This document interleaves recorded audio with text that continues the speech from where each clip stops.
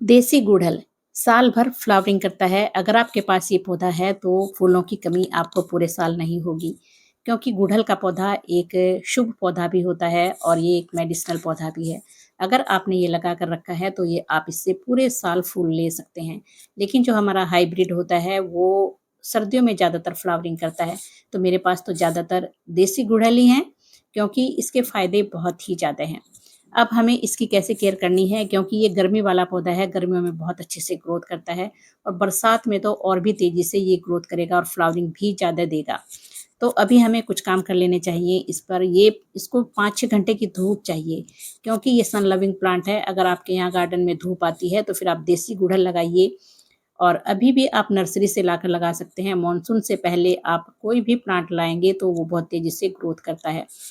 तो ये देखिए, मेरे इधर 3-4 प्लांट रखे हैं। अभी मैंने फ़िलहाल इनको ऐसे ग्रुप्स में रखा हुआ है, और ये मैंने इसी वज़ह से रखा है क्योंकि मेरी बालकनी में इधर सारे में काम चल रहा है, तो ये एक साइड में ही सारे पौधे रखे हुए हैं। अब क्या काम करना है, इनको 6-7 घंटे की धूप दीजिए।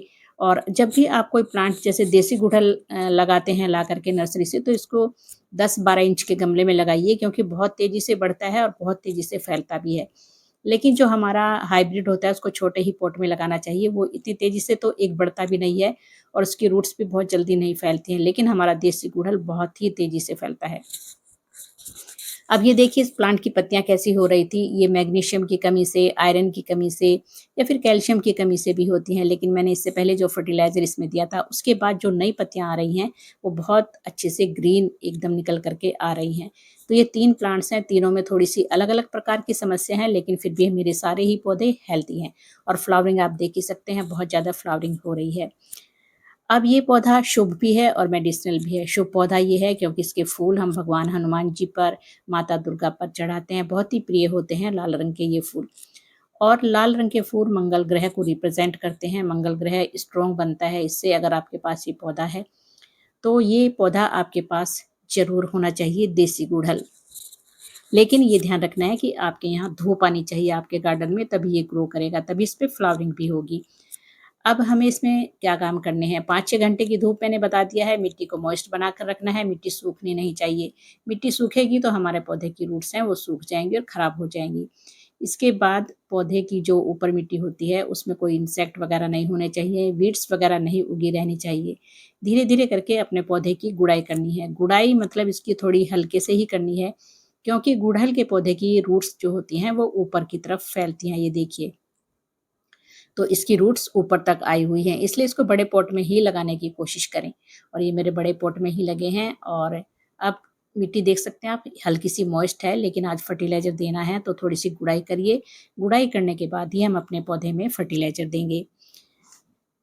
इसको इतना भी पानी नहीं देना है कि मिट्टी एकदम कीचड़ सी बनाकर रखें, ये बात का ध्यान रखना है। बस हल्की मिट्टी मॉइस्ट रहनी चाहिए। डेली पानी दीजिए, लेकिन इतना दीजिए। ड्रेनेज होल अभी से चेक कीजिए, क्योंकि बारिश में पानी रुकेगा तो पौधा हमारा खराब हो सकता है, रूट्स खराब हो सकती हैं, गल सकती हैं। तो ड्रेनेज होल ज़रूर चेक करें अपने पौधे का। और इसके अलावा टाइम-टाइम पे इसको प्रून कीजिए। जितनी अच्छे से प्रूनिंग करेंगे, इतना ये घना बनेगा और इतनी ही ज़्यादा फ्लावरिंग आपके पौधे के ऊपर होगी। ये देखिए, रूट्स टूट भी गई हैं 1-2। तो अगर आपका ऐसे मैच्योर पौधा है, मेरा बड़ा पौधा है, 3-3 साल पुराने पौधे हैं ये, तो अगर टूट भी जाए ऊपर की रूट से थोड़ी-सी, तो पौधे को कोई नुकसान नहीं होगा। ये जो नीचे-नीचे आ जाती हैं स्टेम, इनको आप कट करते रहिए। इससे जो हमारी मेन स्टेम है, वो मोटी बनेगी। बस इन बातों का ध्यान रखना है। आपका पौधा हमेशा आपके गार्डन में ये बना रहने वाला है। ये साल भर फूल देता है, बस सर्दियों में छोटे-छोटे फूल हो जाते हैं इसके। अब चलिए फर्टिलाइज़र देंगे। फर्टिलाइज़र मैं आज डालने वाली हूँ ये सरसों सीड्स, काली सरसों या पीली सरसों, जो भी आपके पास है। मेरे पास ये है, मैंने दोनों को ही मिक्स करके ग्राइंड करके रख लिया है। सरसों सीड से ही ऑयल निकालने के बाद सरसों की खली बनती है। वैसे हमें सरसों की खली गर्मियों में यूज़ नहीं करनी चाहिए, क्योंकि सरसों की खली की तासीर गर्म होती है। लेकिन ये सरसों सीड्स आप यूज़ कर सकते हैं।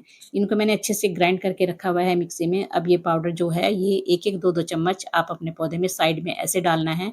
ग्राइंड करने के बाद जो साइड-साइड में मैंने ऐसे रिम बनाई है, वहीं पर इसको 1-1, 2-2 चम्मच डाल सकते हैं। सरसों की खली में बहुत सारे माइक्रो न्यूट्रिएंट पाए जाते हैं। इसमें नाइट्रोजन, फास्फोरस, पोटेशियम के अलावा इसमें sodium, protein, iron, zinc, magnesium, calcium, vitamin और सल्फर बहुत अच्छी मात्रा में, मतलब जितने पोषक तत्व हमारे पौधे को चाहिए वो सारे इसमें हैं।